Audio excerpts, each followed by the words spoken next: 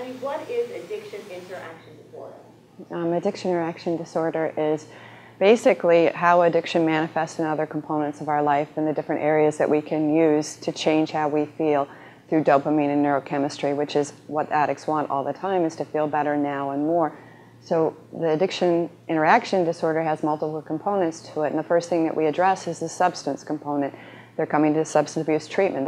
That's why they're here. So we have to stabilize them in that area, get them to understand their powerlessness and unmanageability, and give them a couple coping skills. But we also need to pay attention to all the other areas that they can act out in, because there's multiple areas that keep their addiction active even when they put down the substance.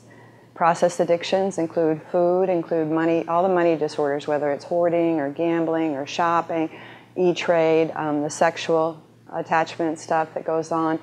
The traumatic bonding is another component, but it's really what happens is addicts in general like to feel better, and they will do anything that they can to feel better. So we have to see the whole package, because what happens is addictions fuse together and they morph into something stronger. When we use two substances together, they fuse and they become their own package. It's kind of like peanut butter and jelly. There's certain things that when they get together, they make them better.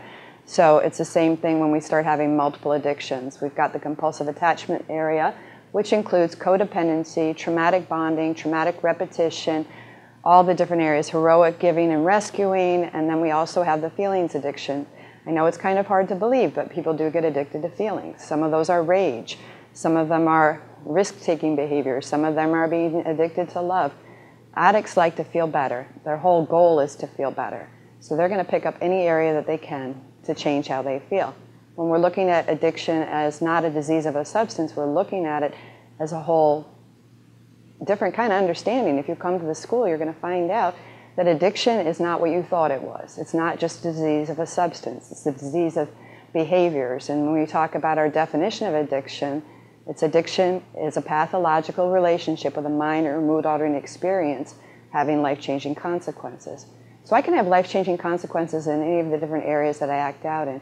When we're talking about working with clients and helping them understand this, is we want them to see that all the different addictions form a very tenacious neurochemistry response. And once you start taking away the substance, the other ones are still there. So if you just put down the substance and you don't address the other issues, what happens is they end up picking up again and again and again. What we're trying to do is interrupt that process, give them an education, and provide you guys with the ability to understand exactly what's going on with your clients so you can help them and be more effective.